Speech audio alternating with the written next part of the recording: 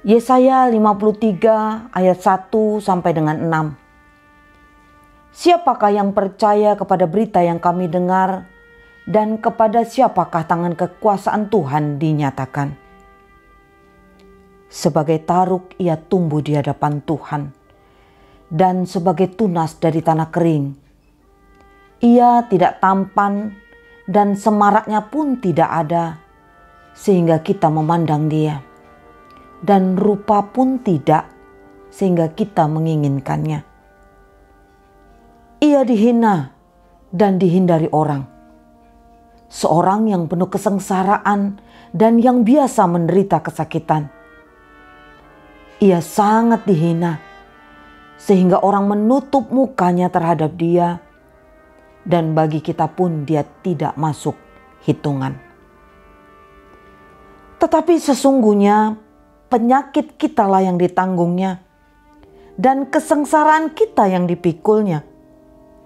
Padahal kita mengira dia kena tulah, dipukul dan ditindas Allah. Tetapi dia tertikam oleh karena pemberontakan kita. Dia diremukkan oleh karena kejahatan kita. Ganjaran yang mendatangkan keselamatan bagi kita ditimpakan kepadanya, dan oleh bilur-bilurnya kita menjadi sembuh. Kita sekalian sesat seperti domba. Masing-masing kita mengambil jalannya sendiri. Tetapi Tuhan telah menimpakan kepadanya kejahatan kita sekalian. Salam saudara-saudara yang dikasihi oleh Tuhan Yesus Kristus. Di masa Prapaskah ini mari kita kembali merenungkan penderitaan Yesus Kristus.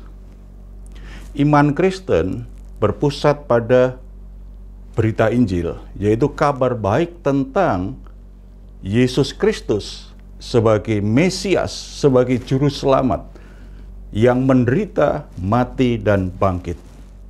Saudara-saudara, berita tentang Sang Mesias sebagai hamba yang menderita itu menjadi batu sandungan bagi banyak orang.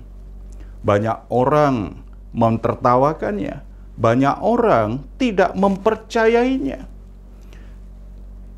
Berita sukacita, kabar baik tentang keselamatan melalui Yesus Kristus yang menderita, itu sudah menimbulkan polemik dan perdebatan yang panjang karena banyak orang menganggap itu sebuah kebodohan. Tetapi bagi kita sebagai orang-orang yang percaya, berita salib adalah berita pengharapan, sukacita, dan penghiburan. Karena melalui penderitaan Yesus Kristus, ada sebuah kepastian bahwa Allah yang menciptakan alam semesta, Allah yang menciptakan hidup kita, memiliki kasih yang sempurna tiada batas. Melalui penderitaan Yesus Kristus sebagai Juru Selamat, hamba yang menderita, sesungguhnya kita semua beroleh kasih Allah yang sempurna. Selain itu, melalui penderitaan Yesus Kristus menjadi sebuah pengharapan dan sukacita dalam hidup kita, karena melalui penderitaan Yesus Kristus semua sakit penyakit kesengsaraan kita sudah ditanggung oleh Yesus. Penderitaan yang ditanggung oleh manusia akibat dosa, akibat kutuk dosa, penderitaan yang dialami oleh manusia dari abad ke abad yang lain, dari satu generasi ke generasi yang lain, sesungguhnya sudah ditanggung, sudah dipikul oleh Yesus, dibawa ke atas kayu salib untuk ditebus. Melalui penderitaan Yesus Kristus juga menjadi sukacita bagi kita karena kita percaya bahwa Yesus Kristus menanggung semua dosa-dosa kita, sehingga kita semua tidak lagi dimurkai oleh Allah. Penderitaan Yesus sampai kepada kematiannya itu memenuhi tuntutan Allah, memenuhi murka Allah yang seharusnya menghukum manusia yang berdosa, karena Allah adalah adil dan kudus. Tidak bisa kompromi, tidak bisa mengabaikan dosa. Harus ada keadilannya, harus ada penghukuman.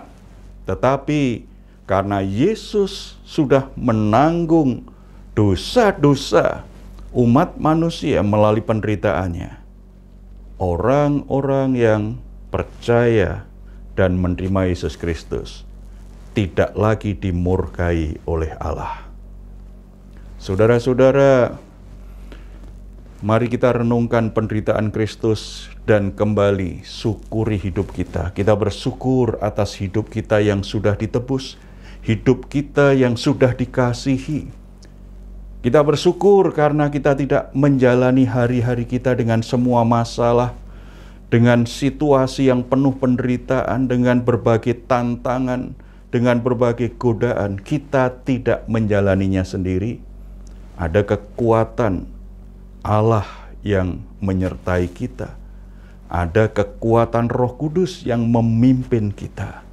Kita patut bersyukur dan selalu berpengharapan bahwa situasi sulit apapun yang kita alami sesungguhnya tidak bisa memisahkan kita dari kasih Allah.